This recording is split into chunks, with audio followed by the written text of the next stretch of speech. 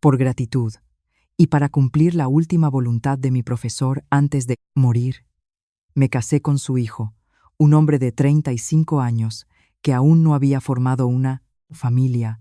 Tras la boda, me quedé atónita al descubrir su verdadera identidad. Les invito a seguir mi relato. Hace 10 años, mi familia se hundió en la ruina más absoluta.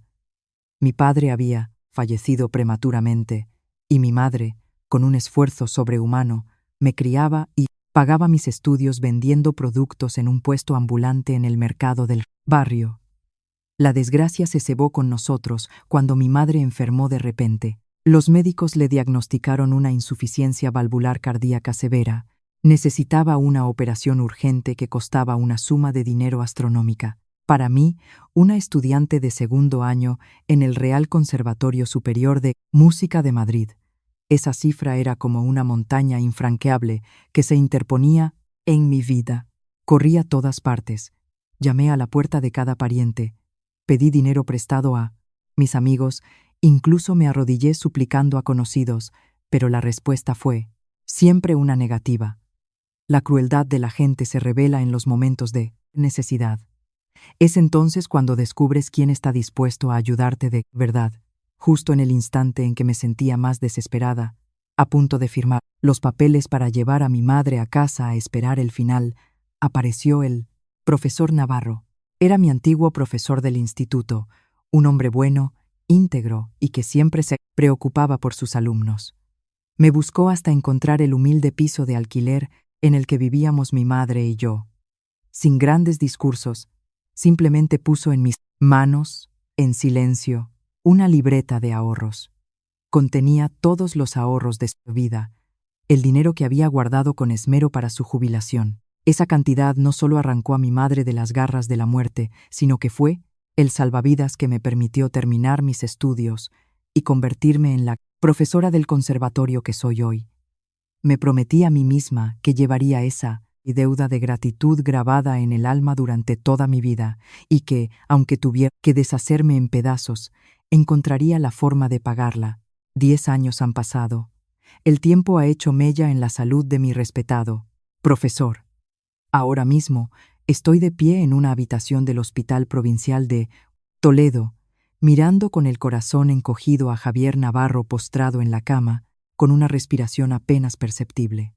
Un cáncer en fase terminal ha devastado su cuerpo, reduciendo al hombre robusto de antaño a un esqueleto cubierto de piel.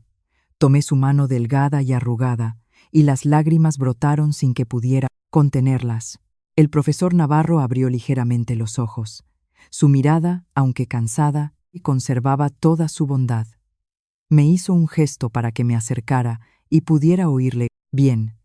Su voz era débil y entrecortada, pero cada palabra se clavó en mi mente. Me dijo que había vivido una vida plena y sin remordimientos. Solo le quedaba un deseo por cumplir: ver a su hijo, Alejandro, sentado y con una familia. Me apretó la mano con fuerza, con una mirada de súplica desesperada. Me pidió que me casara con Alejandro. Me explicó que su hijo ya tenía 35 años, pero seguía solo. Su carácter introvertido y de pocas palabras le dificultaba formar a una familia. No podría morir en paz si dejaba a su único hijo desamparado y solo en este mundo. Al oír su última voluntad, me quedé paralizada. Mis manos temblaban y un torbellino de emociones contradictorias se agitaba en mi interior. El matrimonio es un compromiso para toda la vida, la unión del amor y el entendimiento. Alejandro y yo éramos prácticamente desconocidos. Las veces que nos habíamos visto se podían contar con los dedos de una mano. ¿Cómo podía entregarle mi vida a un hombre por el que no sentía nada? Además, tenía fama de ser un simple chófer con un trabajo precario y un sueldo inestable. Pero al mirar los ojos suplicantes y llorosos del hombre que había salvado la vida de mi madre, toda mi lógica se desmoronó. Si no hubiera sido por su libreta de ahorros, yo habría perdido a mi madre para siempre. Mi vida habría caído en un callejón sin salida. ¿Con qué podría pagar esta inmensa deuda de gratitud si rechazaba su último deseo? Los pilares de la decencia son la lealtad y el honor.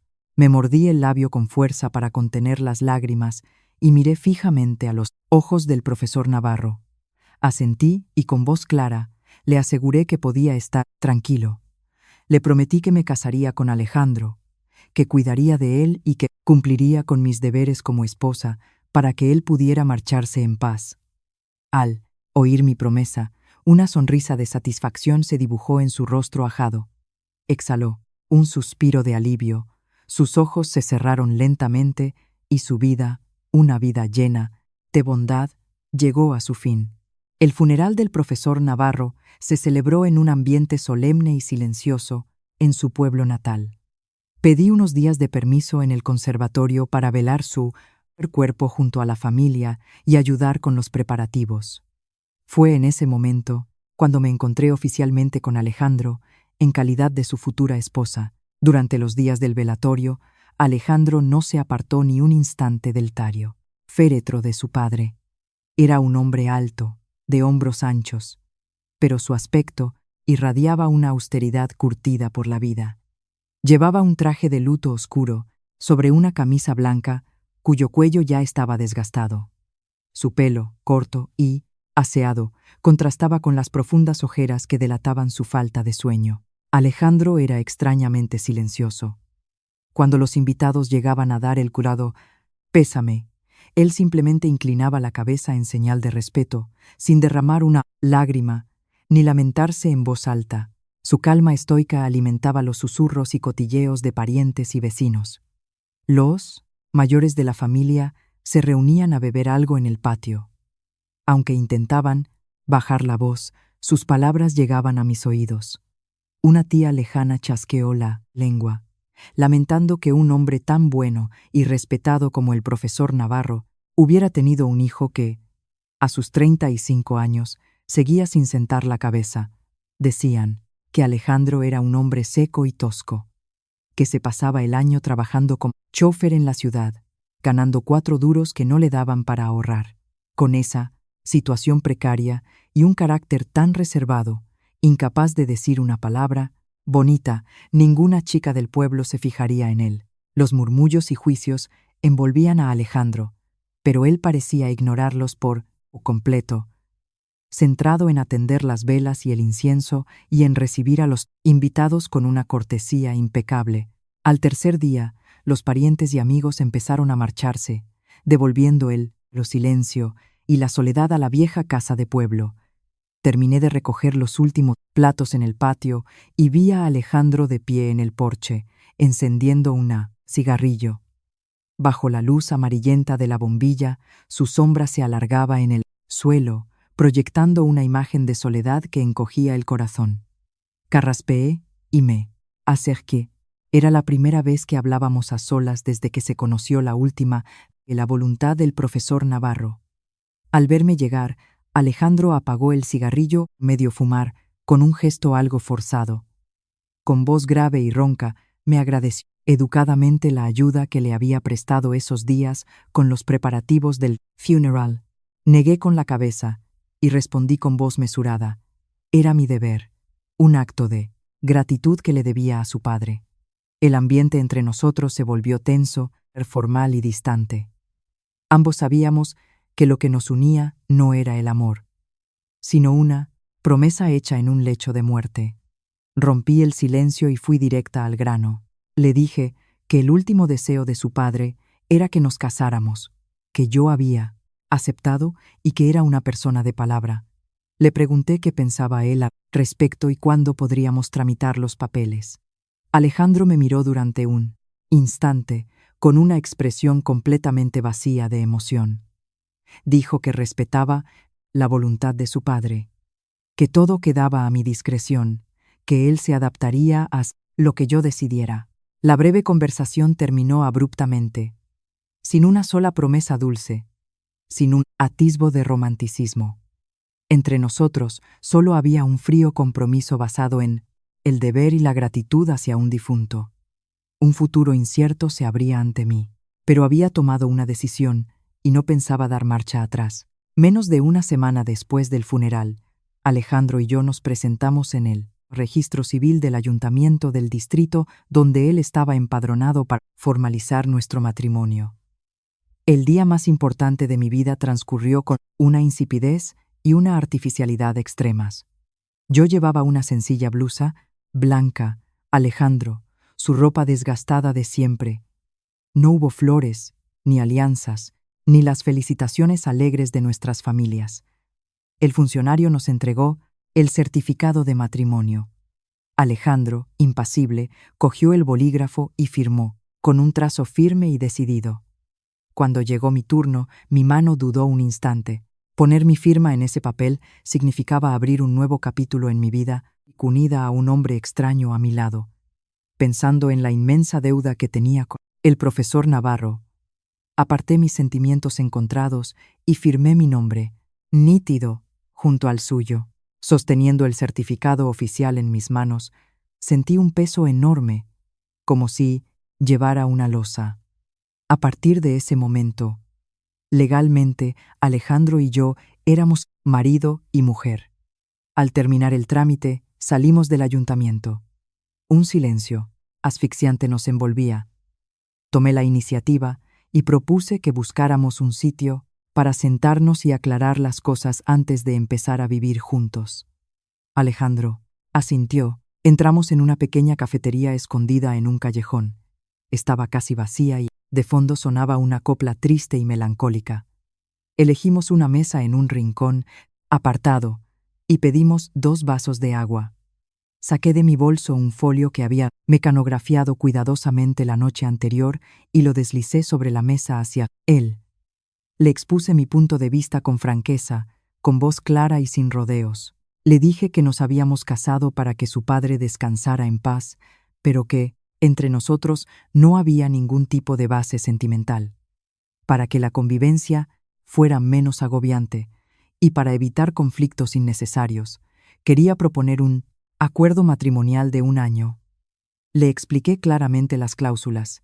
Primero, viviríamos bajo el mismo techo para mantener las apariencias de un matrimonio de cara a la familia y preservar el honor de ambos. Segundo, las finanzas serían transparentes. Cada uno administraría su propio dinero. Los gastos comunes de la casa se dividirían a partes iguales. Tercero, ninguno interferiría en la vida privada o profesional del otro. Y por último, lo más importante, el acuerdo tendría una validez de exactamente 1 año. Transcurrido ese tiempo, tras la misa por el primer aniversario de la muerte de su padre, presentaríamos la demanda de divorcio para devolvernos mutuamente la libertad. Le expliqué que no lo hacía por desprecio o por ser calculadora, sino para garantizar el respeto mutuo durante este difícil periodo. Estaba dispuesta a cumplir con el matrimonio por gratitud, pero no quería que ambos estuviéramos atados de por vida a un compromiso sin sentido. Le dije que lo leyera con calma y que, si no estaba de acuerdo con algo, lo dijera para que pudiéramos negociarlo.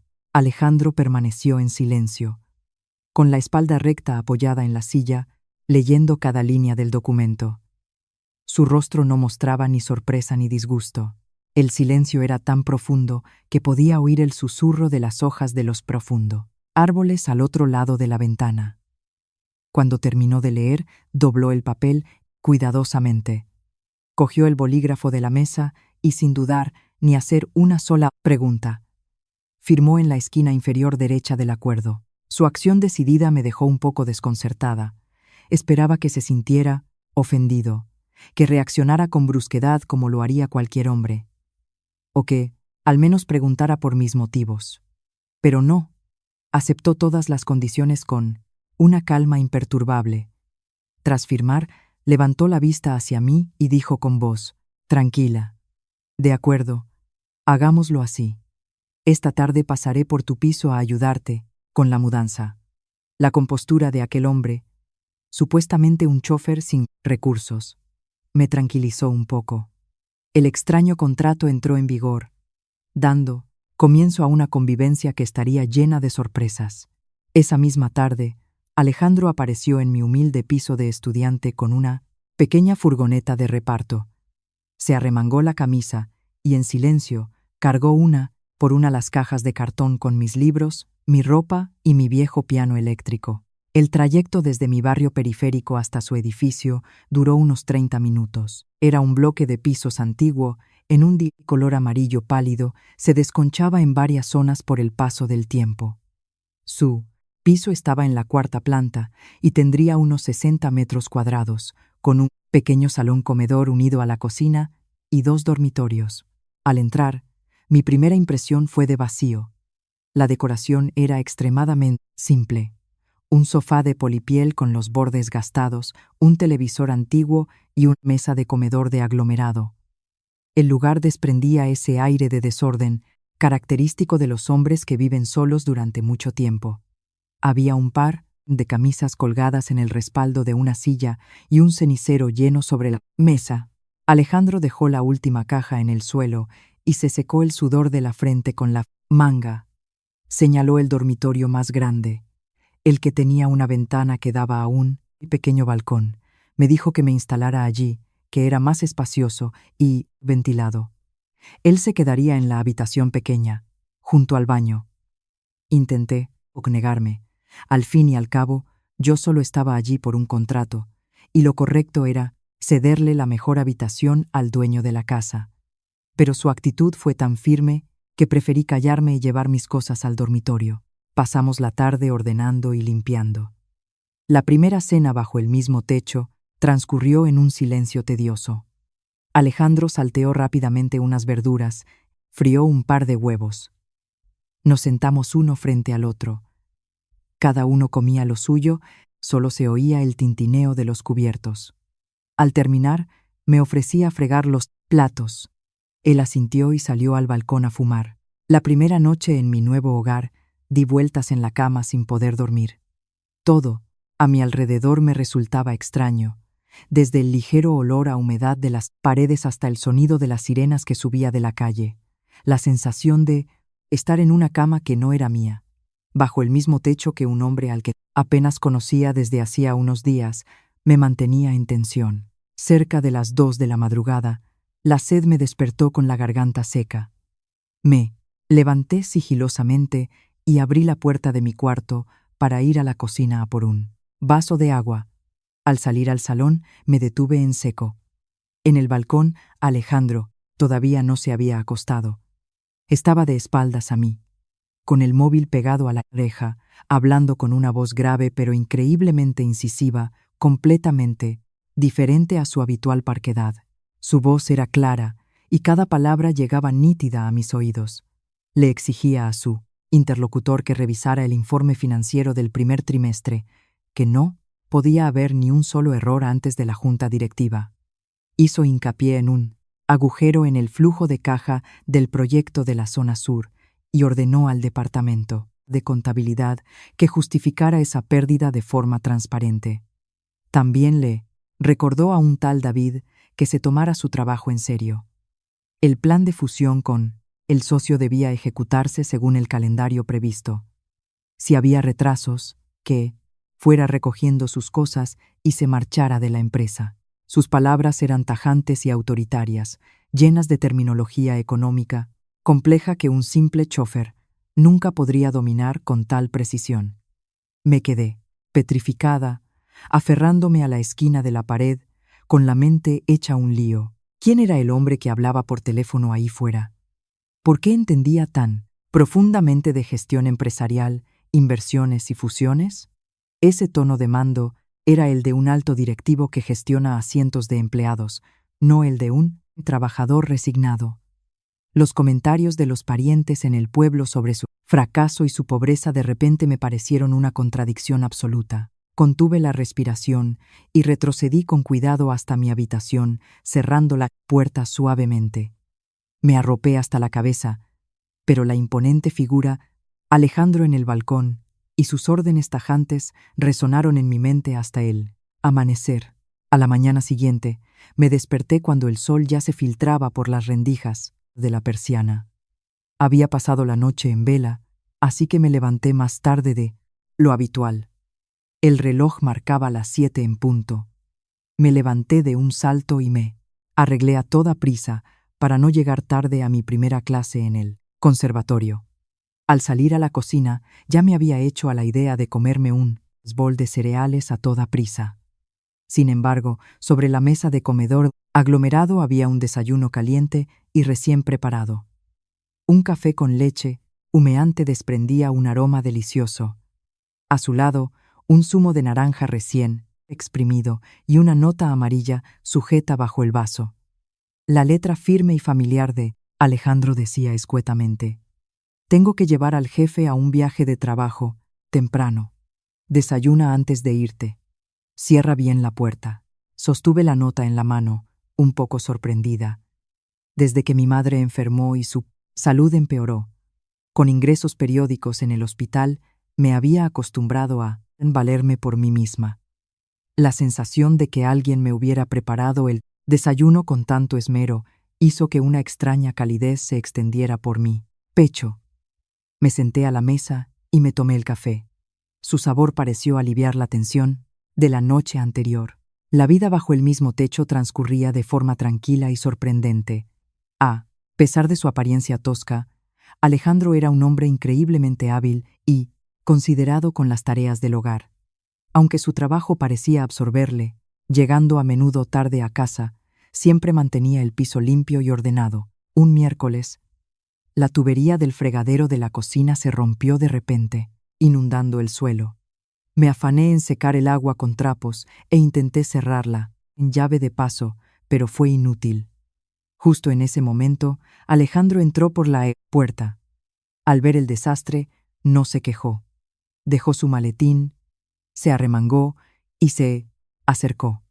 Con unos cuantos movimientos firmes con una llave inglesa, solucionó el problema en menos de 10 minutos. Ese fin de semana, el tiempo cambió bruscamente y refrescó.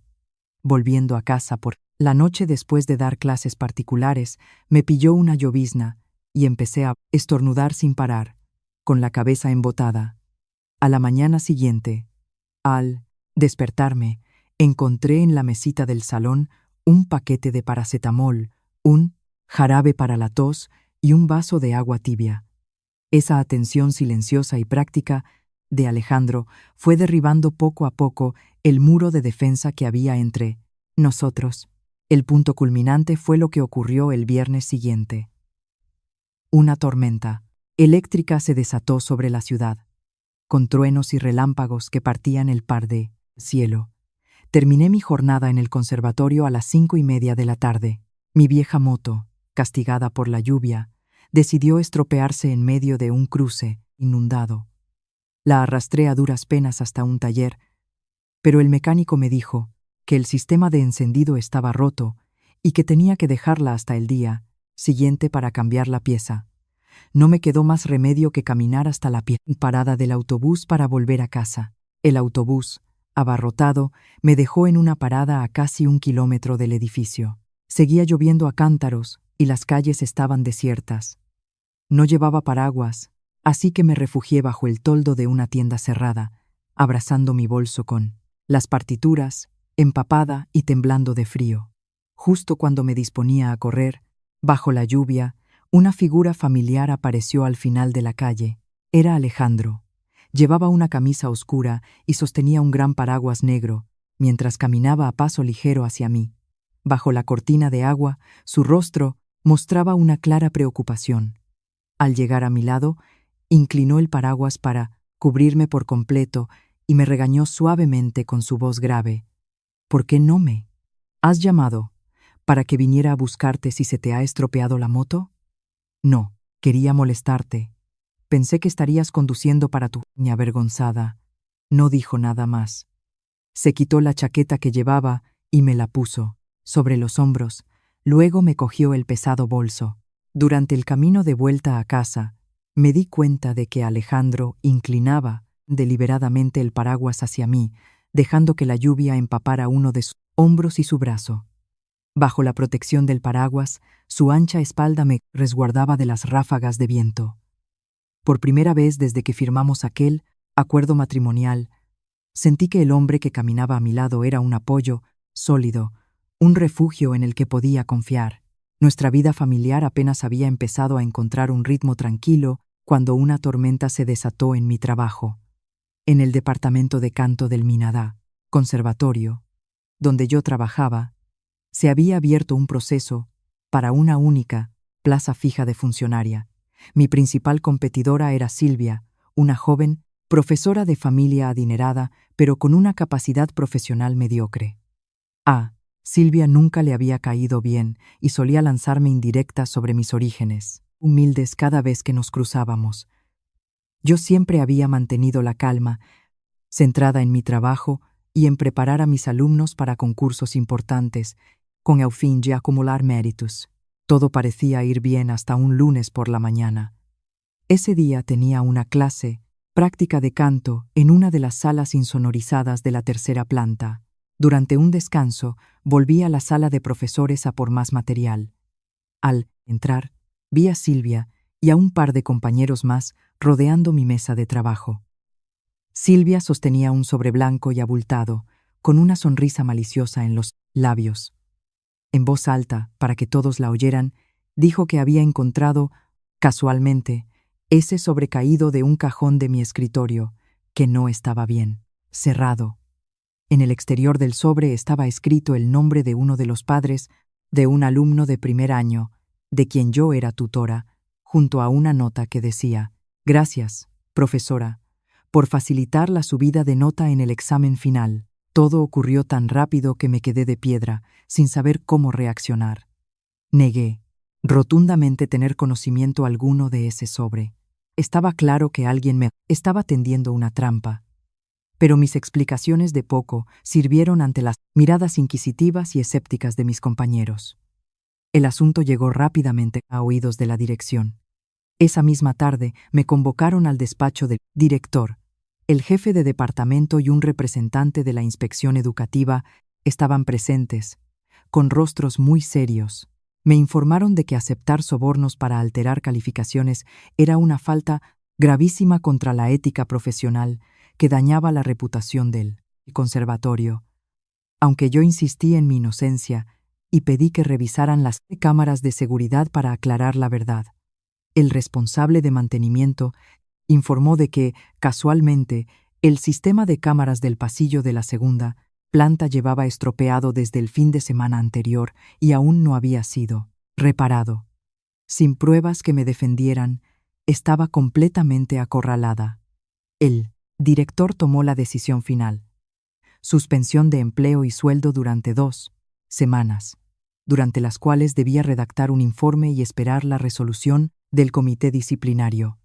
Con la carta de suspensión en la mano, sentí que el mundo se derrumbaba a mis pies. Regresé al piso cuando la oscuridad ya envolvía la ciudad. No encendí las luces. Lancé el bolso al suelo y me dejé caer en el viejo sofá. Un sentimiento de humillación, impotencia y tristeza me invadió, y las lágrimas corrieron por mis mejillas. Lloré por la pobreza que me hacía vulnerable a los ataques de otros. Lloré por la injusticia de no tener a quién recurrir. A las 8 de la noche, oí el sonido de la llave en la cerradura. Era Alejandro, que volvía del trabajo. Encendió la luz del salón. El brillo repentino me cegó. Tuve que cubrirme los ojos con la mano. Al verme, acurrucada en un rincón con los ojos hinchados y el pelo revuelto, se detuvo. Dejó su maletín sobre la mesa y se acercó, poniéndose en cuclillas frente a mí. Su rostro reflejaba preocupación y seriedad. Con voz grave, me preguntó qué había pasado, quién me había hecho llorar. Mirando sus ojos firmes y seguros, la contención que había mantenido se rompió. Entre sollozos, le conté todo lo que había ocurrido en el conservatorio ese día: la acusación de Silvia, la suspensión y el riesgo de perder la oportunidad de conseguir la plaza fija. Cuando terminé de hablar, Alejandro no me ofreció palabras de consuelo vacías. Sacó un pañuelo y me secó las lágrimas. En sus ojos brilló un destello de astucia y determinación. Me dijo que descansara unos días, que la verdad siempre sale a la luz y que todo se aclararía. Sus palabras eran sencillas, pero por alguna razón me infundieron una extraña confianza y calmaron parte del pánico que sentía. A la mañana siguiente, me desperté con un fuerte dolor de cabeza de tanto llorar. La casa estaba en silencio. Alejandro ya se había ido a trabajar. Sobre la mesa del comedor, como siempre, había un desayuno preparado con esmero y una nota pidiéndome que comiera bien. Me senté, masticando un trozo de pan sin ganas, mientras mi mente repasaba una y otra vez la horrible escena del día anterior en la sala de profesores. La suspensión no solo era un golpe a mí, a honor, sino una amenaza directa a mi sustento. Si el conservatorio tomaba una decisión disciplinaria basándose en aquel sobre, mi carrera estaría acabada. A las 10 en punto sonó mi teléfono. En la pantalla apareció el nombre del jefe de departamento. El corazón me dio un vuelco. Respondí, esperando nerviosamente el veredicto. Al otro lado, la voz del jefe de departamento sonaba extremadamente urgente. Me pidió que fuera inmediatamente al despacho de dirección del conservatorio, que había algo importante que aclarar. Me vestí a toda prisa y cogí un taxi, con el alma en un puño. Durante el trayecto, me repetí a mí misma que debía ser fuerte y luchar hasta el final. No, iba a admitir la culpa de algo que no había hecho. Al entrar en la sala de reuniones, me sorprendió ver que el ambiente era completamente diferente al del día anterior. El director, el jefe de departamento y el inspector estaban allí. Enfrente, sentada, estaba Silvia, con el rostro pálido y las manos entrelazadas, temblando. A su lado, un hombre mediana edad, elegantemente vestido. El padre, cuyo nombre figuraba en el sobre. El director me indicó que me sentara, con un tono inusualmente amable, casi deferente. Carraspeó y anunció oficialmente que mi caso había sido aclarado. Resultó que, esa misma mañana, el personal de seguridad, al revisar el sistema, había descubierto una cámara de respaldo instalada en un ángulo muerto del pasillo de la segunda planta, que seguía funcionando. Esa cámara había grabado toda la escena, a Silvia acercándose sigilosamente a mi mesa cuando no había nadie, metiendo el sobre blanco en el cajón y dejándolo a medio cerrar a propósito. Pero eso no era todo. El padre, que estaba allí presente, confirmó la historia. Aseguró que no me conocía de nada. Había preparado el sobre por consejo de un conocido para hacer una donación en agradecimiento al conservatorio. Pero lo había entregado en la conserjería, y fue Silvia quien lo recogió y firmó el recibo, para luego usarlo con fines maliciosos. Todas las pruebas apuntaban a Silvia de forma irrefutable. Ante la dirección, no pudo hacer más que bajar la cabeza y admitir entre murmullos su intento de difamación para eliminarme de la carrera por la plaza fija. El director la amonestó severamente por su falta de ética y anunció que se abriría un expediente disciplinario por calumniar a una compañera. Luego se giró hacia mí y me pidió disculpas personalmente en nombre de la dirección por haber actuado de forma precipitada, causándome un gran malestar. Anunció la anulación inmediata de mi suspensión, invitándome a reincorporarme a mis clases al día siguiente, y afirmó que mi candidatura para la plaza fija seguía siendo muy valorada por la institución. Al salir de la sala, sentía que flotaba. Todo había dado un giro tan rápido, espectacular que me costaba creerlo. La aparición de una cámara de respaldo, la visita del padre justo esa mañana para aclarar la verdad. Eran demasiadas coincidencias, tan perfectas que resultaban sospechosas.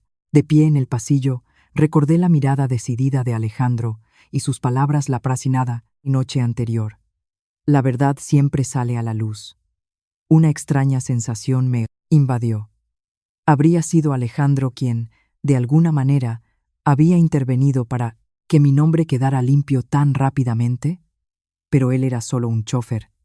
¿Cómo podía tener el poder o la influencia para hacer que la dirección de un conservatorio tan importante reconsiderara todo con esa actitud casi temerosa? Esa pregunta se quedó rondando en mi cabeza, abriendo las primeras dudas sobre la verdadera identidad del hombre con el que compartía mi vida.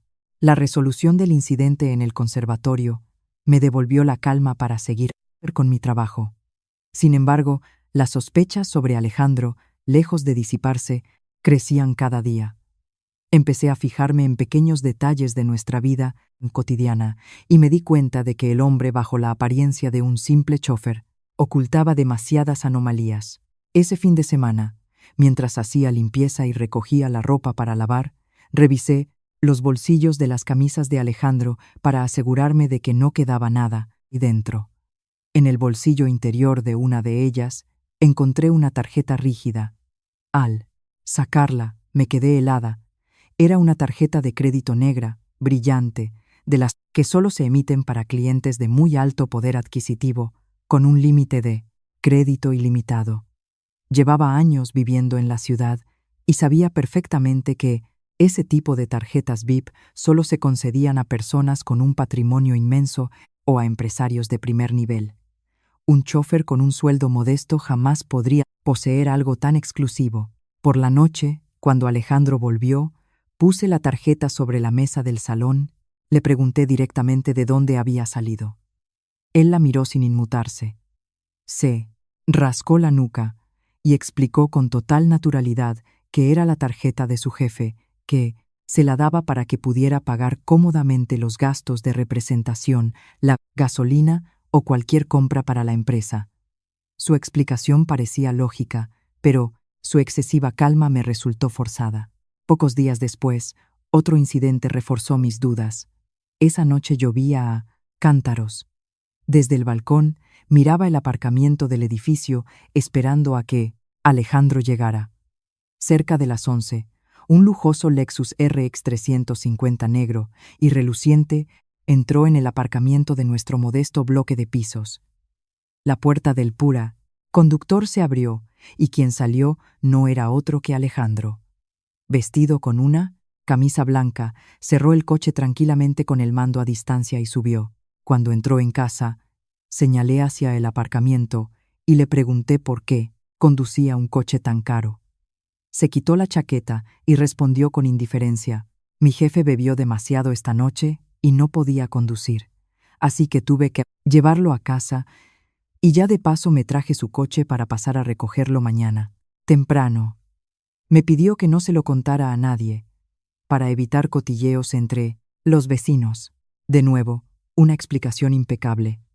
Pero tantas coincidencias empezaban a pesar. El colmo de la incongruencia fue su forma de lidiar con los problemas de vecindario. La familia del piso de al lado tenía la costumbre de montar fiestas con un altavoz a todo volumen los fines de semana. El ruido ensordecedor se alargaba hasta altas horas de la madrugada y me agotaba, pero por evitar conflictos, nunca me había atrevido a decir nada. El sábado pasado, la música estridente volvió a sonar. Alejandro estaba leyendo en el salón. Al verme, tapándome los oídos con gesto de fastidio, cerró el libro, se levantó y fue directamente a llamar a la puerta de los vecinos. Temiendo una pelea, corrí tras él. Un hombre sin camiseta y cubierto de tatuajes abrió la puerta con actitud desafiante. En lugar de intimidarse, Alejandro se mantuvo erguido, con una calma absoluta. Sin levantar la voz, utilizó un lenguaje afilado y preciso para exponer la situación. Citó con claridad la normativa municipal sobre ruidos y la ordenanza de convivencia ciudadana. Y, de forma muy sutil pero amenazante, les advirtió de que no dudaría en contactar directamente con el jefe de la policía del distrito, adjuntando una grabación como prueba de la infracción. Cada una de sus palabras revelaba una lógica implacable y el aplomo de una persona con un alto nivel educativo, acostumbrada a gestionar personas. El vecino tatuado se quedó sin habla. Su arrogancia se desvaneció y, balbuceando una disculpa, apagó la música de inmediato. Yo, de pie detrás de él, observando su espalda firme, sentía un torbellino de preguntas en mi interior. ¿Qué escondía realmente este hombre detrás de su apariencia sencilla y su modesto trabajo de chofer? Llegó noviembre y el departamento de canto estaba inmerso en los preparativos para el Festival de Música de la ciudad. Para financiar un evento de tal envergadura, el conservatorio nos encargó contactar con grandes empresas en busca de patrocinio. A mí me asignaron la tarea de presentar la propuesta al Grupo Atlas de Inversiones, uno de los conglomerados empresariales más potentes y emergentes del país. El miércoles por la mañana me puse un traje sastre elegante, cogí mi carpeta, me dirigí en moto a la sede de Atlas. El edificio corporativo se alzaba, imponente en la zona más exclusiva del centro financiero de Madrid. Su fachada, de cristal reflectante, era un símbolo de su poder y profesionalidad. Al cruzar la puerta giratoria, me sentí abrumada por el vestíbulo inmenso, de mármol pulido. Los empleados, todos con uniformes impecables, se movían con prisa. Me acerqué al mostrador de recepción para solicitar una reunión con el departamento de comunicación o con la dirección. Sin embargo, un guardia de seguridad se acercó y, de forma educada pero firme, me impidió el paso. Me preguntó si tenía cita previa. Sin una cita registrada en el sistema por protocolo de seguridad, no podía subir a las plantas de oficinas. Intenté explicarle que venía en representación del conservatorio, esperando que hiciera una excepción para que pudiera entregar la propuesta en mano. Pero las normas eran estrictas. El guardia negó con la cabeza y me invitó a esperar en la zona de sofás e intentarlo por teléfono. Justo cuando estaba buscando el número de la empresa en Internet, un murmullo se extendió desde la entrada principal. Los recepcionistas se pusieron en fila rápidamente e inclinaron la cabeza en una respetuosa bienvenida. Se oyeron pasos firmes, una señal de que la alta dirección estaba inspeccionando el vestíbulo. Levanté la vista con curiosidad. Un grupo de 5 o 6 hombres con trajes caros entraba con paso decidido. Liderando el grupo destacaba un hombre alto, con un traje gris marengo hecho a medida que irradiaba poder y autoridad. El corazón se me detuvo. La carpeta casi se me cayó de las manos al reconocer su rostro. El hombre al que todos rodeaban con el máximo respeto no era otro que Alejandro, mi marido, el que cada día cocinaba y fregaba los platos en nuestro viejo piso. Alejandro estaba hablando con uno de los directivos que le acompañaba. Su mirada recorrió la zona de espera y se cruzó con la mía, atónita. Sus pasos vacilaron, una décima de segundo, y un atisbo de sorpresa cruzó su rostro. Sin embargo, con la sangre fría de un hombre de negocios, recuperó la compostura al instante. No, se acercó, no me llamó. En su lugar, inclinó ligeramente la cabeza, le susurró algo al joven de traje negro que iba justo detrás de él y continuó su camino, hacia el ascensor privado de la dirección. Aquel joven se separó del grupo y se dirigió hacia mí con una sonrisa profesional. Se presentó como David, asistente de dirección, y me preguntó en ¿qué podía ayudarme? Al oír el nombre David, un escalofrío me recorrió. Recordé la llamada de Alejandro en el balcón la primera noche. Todo empezaba a encajar, formando una imagen clara, pero increíblemente surrealista. Le entregué torpemente la carpeta de patrocinio, balbuceando un agradecimiento. David la recibió con amabilidad, prometiendo que la entregaría personalmente al Cure, departamento de comunicación, para que la revisaran cuanto antes. Luego, me acompañó hasta la salida. De pie en la acera, entre el bullicio del tráfico, mi mente estaba en blanco. La imagen de mi marido con su camisa desgastada, arreglando una tubería, se superponía con la del poderoso CEO, caminando entre el respeto de decenas de personas. Esta verdad era demasiado grande, tan abrumadora que no sabía cómo enfrentarla ni qué preguntarle cuando volviera a casa esa noche. Esa tarde, volví al piso con la cabeza hecha un lío. La imagen de Alejandro con su traje gris en el vestíbulo de Atlas no dejaba de repetirse en mi mente. Al abrir la puerta, me recibió el aroma de un guiso de pescado y una sopa de verduras. En la pequeña cocina, Alejandro estaba picando perejil. Se había cambiado el traje caro por su camiseta vieja de siempre y unos pantalones cortos, de deporte. El contraste era tan absurdo que me quedé paralizada en la entrada, sin saber cómo reaccionar. Al oír el ruido, Alejandro se giró. Se secó las manos con un trapo y con su voz, grave de siempre, Me dijo que dejara mis cosas, me duchara y saliera a cenar, que la comida estaba caliente. Asentí, intentando disimular mi confusión, y fui a mi cuarto. Bajo la ducha, intenté ordenar los hechos. La llamada de negocios nocturna, la tarjeta de crédito negra, el Lexus, su forma de manejar al vecino y, como colofón, lo de esa mañana. Todo apuntaba en una única dirección. Este hombre ocultaba una identidad poderosa. Cuando salí al comedor, Alejandro ya había servido 2 platos de comida, caliente. La cena transcurrió en un silencio total. Sentados uno frente al otro, solo se oía el sonido de los cubiertos. Yo masticaba sin sentir el sabor. Finalmente, incapaz de aguantar más, dejé los cubiertos. Lo miré a los ojos y le pregunté directamente por qué estaba esa mañana en el edificio de Atlas con apariencia, y por qué todos los empleados se habían inclinado para saludarle con tanto respeto. Alejandro dejó de comer. Su expresión no cambió. Sus ojos seguían tan calmados como un lago en un día sin viento. Cogió una servilleta, se limpió la boca, empezó a explicar con parsimonia. Me dijo que Atlas tenía un código de vestimenta muy estricto. Los choferes asignados a la alta dirección, como él, debían llevar trajes impecables, pagados por la empresa, para mantener la imagen corporativa cuando acompañaban a los directivos a reuniones importantes. Esa mañana, el gran jefe estaba inspeccionando el vestíbulo. Él iba a su lado, por lo que los empleados saludaban al jefe, no a él. Fruncí el ceño y seguí preguntando por qué me había ignorado y había enviado a su asistente a ayudarme.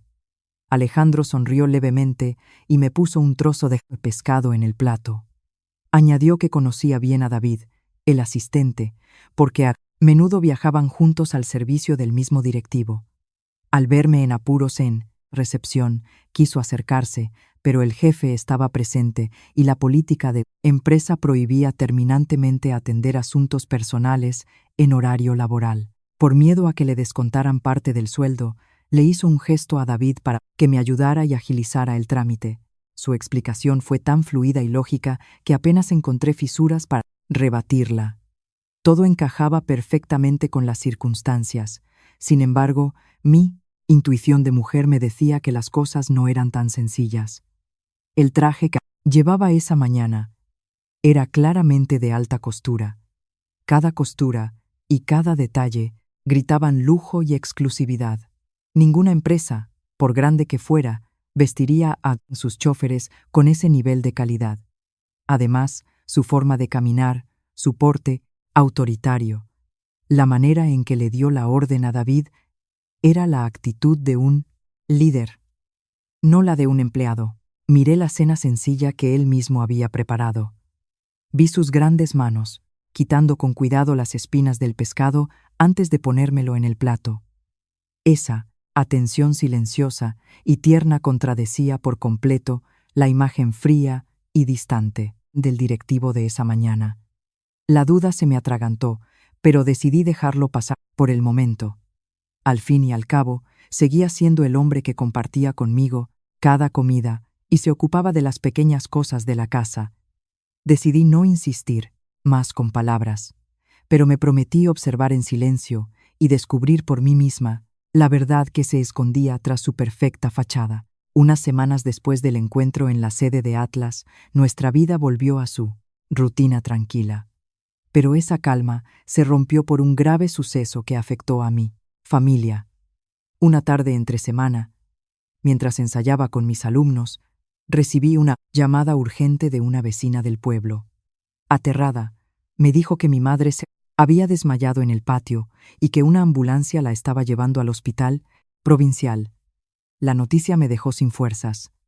Pedí permiso en el trabajo y cogí el primer autobús de vuelta. En los últimos 10 años, desde que se salvó gracias al dinero del profesor Navarro, la salud de mi madre se había debilitado mucho. Había tenido que ingresar varias veces por dolores en el pecho, pero nunca había sido tan grave. Cuando llegué a urgencias, el jefe de servicio me llamó a su despacho con rostro preocupado. Me informó de que la insuficiencia valvular de mi madre había empeorado drásticamente, provocándole un infarto agudo de miocardio. La única forma de salvarla era realizar una intervención para colocarle 2 stents esa misma noche. El coste de la operación, los medicamentos y la unidad de cuidados intensivos ascendía a casi 30.000 euros, y debía depositar 15.000 por adelantado para que el hospital pudiera preparar el material. Al oír la cifra, me quedé sorda. 30.000 euros. Para una joven profesora con un sueldo público y algunos ingresos extra de clases particulares, era una fortuna. Mis ahorros apenas llegaban a los 5.000 euros. Salí al pasillo, me desplomé en un banco y, temblando, empecé a llamar a todos mis conocidos. Familiares, amigos, compañeros. Les expliqué la situación y les pedí ayuda, pero algunos se excusaron con amabilidad, otros solo podían prestarme pequeñas cantidades. Sumándolo todo, apenas conseguí reunir unos 10.000 euros. Faltaba demasiado. El tiempo corría, y la vida de mi madre pendía de un hilo. La impotencia me abrumaba. Oculté el rostro entre las manos, llorando sobre el suelo del hospital. La misma desesperación de hacía 10 años volvía a apoderarse de mí. Justo cuando estaba a punto de llamar a Alejandro para pedirle dinero, a pesar de saber que su sueldo de chofer era precario, la enfermera jefa se acercó a mí, me tocó el hombro y con una sonrisa de alivio me dio una noticia que me dejó atónita. Me dijo que no me preocupara más por el pago. El hospital ya había preparado todo el material y estaban a punto de llevar a mi madre a quirófano. Además, la habían trasladado a una habitación privada de la zona VIP, reservada para pacientes especiales. Me levanté de un salto, desconcertada. Agarré la mano de la enfermera, insistiendo en que yo no había pagado el depósito, que era imposible que procedieran con la operación. En ese momento, el médico de antes salió y se acercó para explicármelo. Me dijo que todos los gastos de la operación, el tratamiento y la habitación de mi madre acababan de ser cubiertos íntegramente por la fundación de una empresa. Le pregunté el nombre de la fundación. El médico sonrió y respondió que era la Fundación Atlas. Añadió en voz baja que, normalmente, los trámites para este tipo de ayudas tardaban semanas, pero que, ese día, el propio director del hospital había recibido una llamada personal del CEO del Grupo Atlas, ordenando que se cubrieran todos los gastos y se utilizaran los mejores medios para salvar a mi madre. Al oír Atlas, el corazón me dio un vuelco. Aquello no podía ser una coincidencia. El Grupo Atlas, una llamada personal de su CEO. La imagen de Alejandro con su traje impecable volvió a mi mente. Mi madre era una mujer, humilde de pueblo, sin ninguna conexión con la élite empresarial. La única persona que podía unir todas las piezas, el único que sabía que mi madre estaba en urgencias, era Alejandro. Porque de camino al pueblo le había enviado un mensaje contándole lo que pasaba. Las pruebas sobre la verdadera identidad de mi marido por contrato estaban ahí, delante de mí, más claras y contundentes que nunca. Solo faltaba la confirmación final. La operación de mi madre fue un éxito. Gracias a los excelentes cuidados en la habitación privada, su recuperación fue sorprendentemente rápida. Una semana después, cuando ya podía sentarse y comer por sí misma, le pedí a una prima que la cuidara para poder volver a Madrid a trabajar. La milagrosa resolución de los gastos hospitalarios reforzó mi certeza sobre la verdadera identidad de Alejandro. Pero decidí guardar silencio. Quería esperar a que la verdad se revelara por sí sola, en lugar de forzar una confrontación y recibir otra de sus explicaciones inverosímiles pero perfectamente construidas. La oportunidad llegó antes de lo que esperaba. A mediados de diciembre, la ciudad organizó una gran gala benéfica empresarial para recaudar fondos para niños de zonas desfavorecidas. El evento reunió a cientos de empresarios, socios, estratégicos y altos ejecutivos. El conservatorio, como colaborador artístico, envió a un grupo de profesores para actuar. A mí me asignaron tocar el piano durante el acto de apertura y ofrecer música de fondo durante la cena. La gala se celebró en el deslumbrante salón de baile de un hotel de 5 estrellas. Yo llevaba un elegante vestido de terciopelo rojo oscuro, con el pelo recogido, y me senté discretamente junto al gran piano de cola en una esquina del escenario. Desde mi posición tenía una vista panorámica de todo el salón, donde los invitados, vestidos de etiqueta, brindaban y socializaban al son de la música que yo misma interpretaba. A las 8 en punto, las luces del salón se atenuaron, centrando toda la atención en el escenario. El presentador, con voz profesional, dio la bienvenida. Tras el discurso de apertura, llegó el momento más importante de la noche, el reconocimiento al patrocinador principal que había donado una cantidad millonaria a la fundación. Se invitó a su representante a subir al escenario para compartir unas palabras. La voz del presentador resonó clara y firme al anunciar el nombre. Demos una calurosa bienvenida al CEO del Grupo Atlas de Inversiones, don Alejandro. Al oír el nombre de la empresa y el de aquel hombre, mis dedos se paralizaron sobre las teclas. El corazón me latió con fuerza. Abrí los ojos de par en par, clavando la vista en el pasillo central alfombrado. Bajo los focos que seguían sus pasos, un hombre alto subió al estrado. Llevaba un esmoquín negro impecable, una camisa blanca impoluta y una pajarita de seda. Su rostro de rasgos marcados, su mirada penetrante y su aplomo abrumador dominaban por completo el auditorio. El salón estalló en un aplauso atronador. Mis manos temblaron. Una nota desafinada sonó, apenas audible, pero lo suficiente para sacarme de mi estupor. No podía apartar la vista del hombre que brillaba bajo las luces. No era el chófer con la camisa desgastada y sudorosa que arreglaba tuberías. No era el hombre que desmenuzaba pescado con esmero en una cocina estrecha. Pero ese rostro, esa mirada serena, era, sin duda, el de mi marido legal, el hombre con el que vivía cada día. La verdad, por fin, quedaba al descubierto de la forma más brutal e impactante posible. El hombre que durante tanto tiempo había fingido ser pobre, el que había aceptado firmar un contrato matrimonial de 1 año. Era en realidad el multimillonario que dirigía un poderoso imperio empresarial.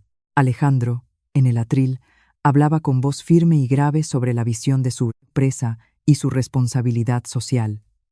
Cada palabra demostraba su inteligencia y su perspicacia. La audiencia escuchaba fascinada. Mientras tanto, yo me encogía, pero en mi rincón del escenario, sintiéndome asfixiada. Me sentí como una marioneta, estúpida en una obra de teatro perfectamente dirigida por él. Sus pequeñas atenciones, sus explicaciones lógicas. Todo había sido un engaño, meticulosamente orquestado. De repente, su mirada recorrió el escenario y se cruzó con la mía, junto al piano. En ese instante, vi el asombro más absoluto en sus ojos. El discurso del poderoso CEO se interrumpió durante 2 breves segundos. Me había reconocido. Todos los secretos guardados con tanto celo durante meses acababan de estallar, abriendo paso a la tormenta que estaba a punto de desatarse en nuestro matrimonio forzado. La gala terminó. Sin esperar el transporte de la organización, cogí un taxi y fui directamente al piso. Durante el trayecto, mi mente era un caos. La imagen del poderoso ejecutivo en el escenario se mezclaba con la del humilde chófer en la cocina. Al llegar a casa, abrí la puerta. El salón estaba iluminado. Alejandro estaba sentado en el viejo sofá de polipiel, con las manos entrelazadas sobre las rodillas. Se había quitado el smoking y llevaba puesta su camiseta sencilla de siempre. Seguramente había llegado antes que yo, sabiendo perfectamente la tormenta que se avecinaba. Tiré el bolso sobre la mesa y me senté enfrente, mirándole fijamente. Le exigí que me explicara toda la verdad, sin ocultar nada, sin más rodeos. Alejandro levantó la vista. Esta vez no había evasivas en su mirada. Asintió y con voz grave lo admitió todo. Confirmó que era el fundador y director del Grupo Atlas. La inmensa fortuna los coches de lujo, la tarjeta de crédito negra. Todo era suyo. Vivir de forma sencilla en aquel piso viejo no era una actuación, sino una costumbre que arrastraba desde sus humildes comienzos y que no quería cambiar. Y si sus parientes del pueblo pensaban que era un chófer fracasado, era porque apenas los visitaba y nunca se había molestado en explicarles sus negocios. Al oír su confesión, la ira que había contenido estalló. Le pregunté por qué me había engañado de esa manera tan cruel. ¿Por qué había usado esa fachada de pobreza para arrastrarme a un ridículo contrato matrimonial? Alejandro bajó la cabeza, su voz teñida de sinceridad y una pizca de impotencia. Dijo que temía que, si me revelaba su verdadera identidad, el peso de la gratitud, sumado a la enorme diferencia económica, me abrumaría. Tenía miedo de que mi orgullo me llevara a rechazar la última voluntad de su padre. Quería que empezáramos nuestra vida juntos en un plano de igualdad, para que yo no me sintiera intimidada o cohibida a su lado. Sus razones parecían lógicas, pero en ese momento las sentí como un insulto. Me levanté de un salto y le grité que mi enfado no tenía que ver con su dinero, sino con la sensación de haber sido tratada como una pieza de ajedrez manipulada en su obra de teatro. Yo había creído de verdad que era un hombre solo y necesitado de afecto. Había intentado cumplir mi papel de esposa por gratitud a su padre, pero resultó que toda mi compasión y mi esfuerzo habían sido una burla. Alejandro intentó cogerme la mano, pero retrocedí, manteniendo la distancia. Le declaré que no podía seguir viviendo bajo el mismo techo con alguien que no era sincero. Fui a mi cuarto, metí algo de ropa en una maleta y me dirigí a la puerta, anunciando que me iba a casa de mi madre por un tiempo para pensar. Esta vez, Alejandro no me detuvo. Se quedó quieto, observándome marchar, con una profunda tristeza en la mirada. La puerta del piso se cerró de un portazo, dejando atrás un matrimonio que apenas había empezado a florecer, ya se resquebrajaba por las mentiras. Me instalé con mi madre en la vieja casa de pueblo. Desde que salió del hospital, su salud había mejorado mucho. Al verme llegar con una maleta a esas horas, me acribilló a preguntas. Le mentí, diciéndole que tenía mucho trabajo en el conservatorio y que me venía bien estar allí una temporada. Los días siguientes, me encerré en mi habitación. Aparte de mis clases, no quería ver a nadie, y corté toda comunicación con Alejandro. Me volqué en mí trabajo para intentar olvidar el lío que tenía en la cabeza, pero Alejandro no se rindió. El fin de semana siguiente apareció en la puerta con bolsas llenas de fruta y suplementos vitamínicos. Con su habitual camisa, sencilla, saludó a mi madre con un respeto exquisito y, sin más, se metió en la cocina y empezó a preparar la comida como si fuera el yerno perfecto. A pesar de mi frialdad, él no se quejó. Se dedicó a arreglar cosas por la casa, el ventilador de techo que chirriaba, una pared con humedades, el pequeño patio. No cruzamos una palabra en todo el día, pero su presencia firme parecía llenar el vacío de aquella casa sin un hombre. Antes de irse, se plantó delante de mí. No se disculpó ni dio más explicaciones.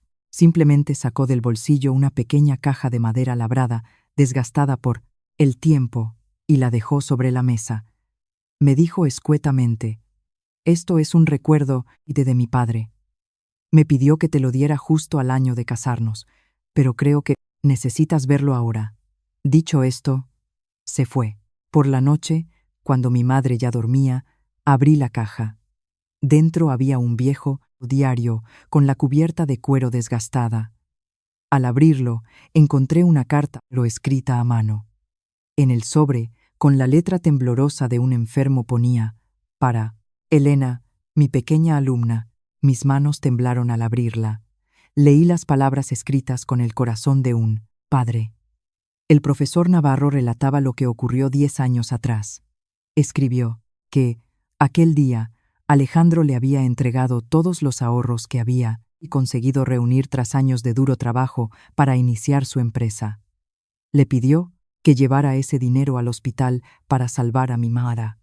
El profesor confesaba que Alejandro se había fijado en mí, la estudiante responsable y buena hija, hacía mucho tiempo, pero que, al estar empezando su carrera, no se había atrevido a decirme nada.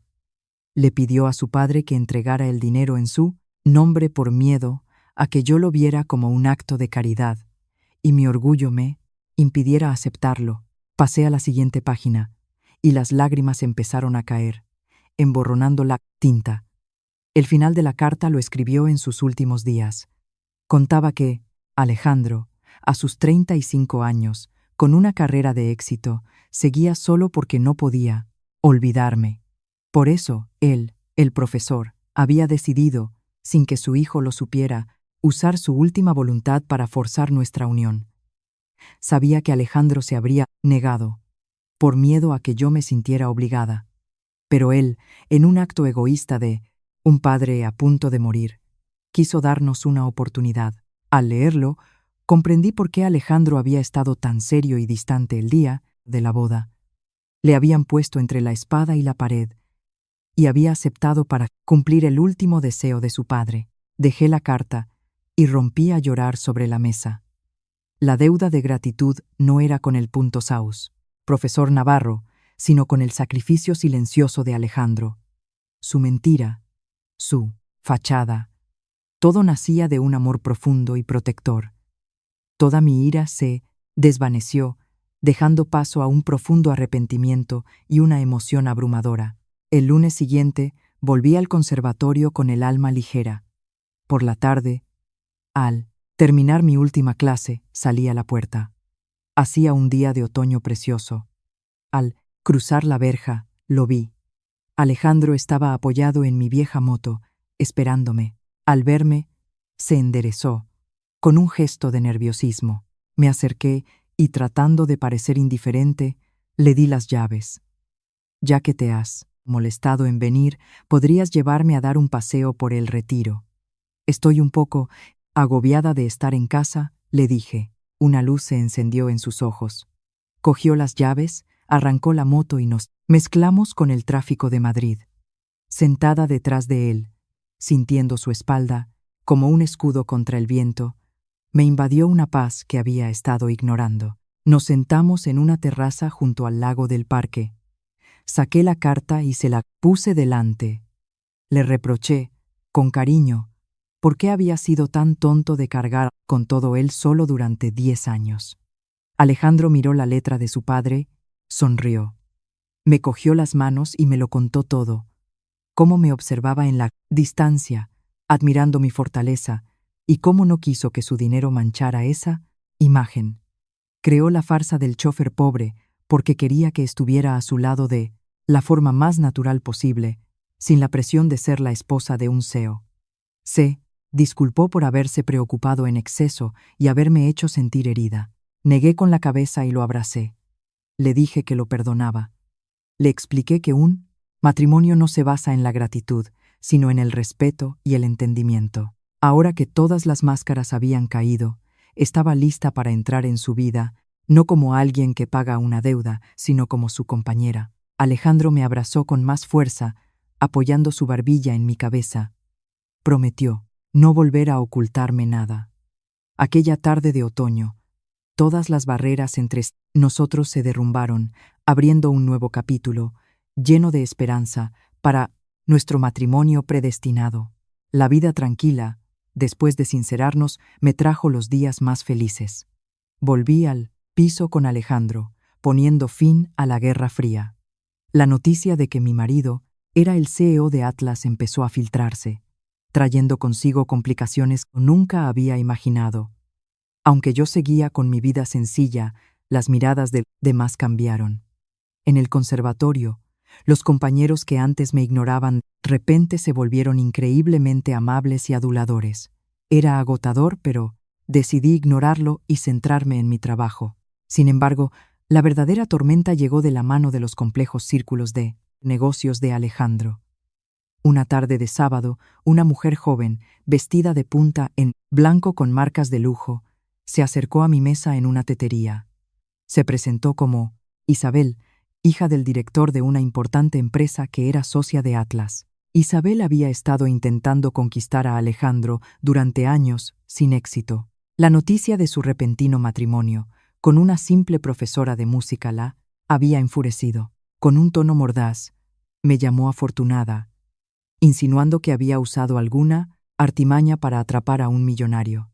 Dijo que yo era una cazafortunas, que una mujer como yo no aportaba nada a la carrera de Alejandro y que su compasión por mí se agotaría pronto, momento en el que me echaría de un mundo al que no pertenecía. Sus palabras venenosas me enfurecieron, pero mantuve la calma. La miré a los ojos y, con voz firme, le dije que nuestro matrimonio se basaba en 10 años de respeto y afecto, no en un contrato comercial. Le recordé que entrometerse en la vida de los demás era un acto de mala educación. Y le dejé claro que yo tenía propio trabajo y que no dependía de nadie. Dicho esto, me levanté, pagué mi consumición y la dejé allí, roja de ira. Aunque me mostré fuerte, sus palabras me dejaron una herida. No le conté nada a Alejandro, pero él se enteró por su asistente. No montó una escena. Su respuesta fue silenciosa, pero devastadora. A finales de mes, Atlas celebró su aniversario con una gran gala. Alejandro insistió en que fuera con él como su esposa. Me preparó un equipo de estilistas y llegué del brazo de mi marido con un espectacular vestido verde esmeralda. Nuestra entrada acaparó todas las miradas. Entre los invitados vi a Isabel, que palideció. Durante su discurso, Alejandro me cogió de la mano en el escenario. Ante cientos de personas, declaró que yo era la mujer a la que amaba y a la que había perseguido durante una década. Sus palabras públicas destrozaron todos los rumores malintencionados. Isabel abandonó la gala, fingiendo un mareo, pero la cosa no acabó ahí. Días después, en una reunión, Alejandro canceló todos los contratos futuros con la empresa del padre de Isabel, alegando divergencias estratégicas y aconsejándole sutilmente que controlara mejor las declaraciones desafortunadas de su familia. El golpe económico fue brutal. Con una astucia impecable, Alejandro había enviado un mensaje claro a cualquiera que se atreviera a cuestionar el honor de su esposa. En abril, preparamos la misa por el primer aniversario del profesor Navarro. Volvimos al pueblo. A diferencia del funeral, esta vez la casa estaba llena de parientes y vecinos. La noticia de que el chofer fracasado era en realidad un magnate había corrido como la pólvora. La actitud de todos había cambiado radicalmente. Las mismas tías que antes lo criticaban, ahora lo adulaban. A mí, me miraban con una mezcla de envidia y curiosidad. Oí a una susurrar que yo había sido muy lista, fingiendo humildad para pescar un pez gordo. Ignoré a los comentarios. Me arremangué y me puse a organizar la cocina para la comida familiar. Mi eficiencia y mi capacidad para dirigir a todos, desde preparar los platos tradicionales hasta atender a los invitados con una educación exquisita, sorprendió a todos. Demostré con hechos, no con palabras, que era mucho más que la esposa de un millonario. Al final del día, la misma tía que me había criticado se acercó y me dijo, con sincera admiración, que Alejandro tenía mucha suerte de tenerme. Con paciencia y trabajo, me había ganado el respeto de su familia. El tiempo pasó. Nuestra relación se hizo más fuerte. Hoy se cumple exactamente un año desde que salimos de aquel registro civil. Mientras ordenaba la estantería, encontré el acuerdo matrimonial de un año. Al releerlo, no pude evitar sonreír. Se me ocurrió una pequeña broma. Dejé el acuerdo bien visible sobre la mesa del salón, con un bolígrafo al lado. Creé un ambiente solemne, con luces tenues, y esperé a que Alejandro volviera del trabajo. Cuando entró, cansado, su mirada se clavó en el papel. Lo cogió y su rostro cambió por completo. La calma habitual dio paso al pánico. Sus manos temblaban. Salí de la cocina y con cara muy seria le recordé que el contrato había expirado y que era hora de hablar del divorcio, tal como habíamos acordado.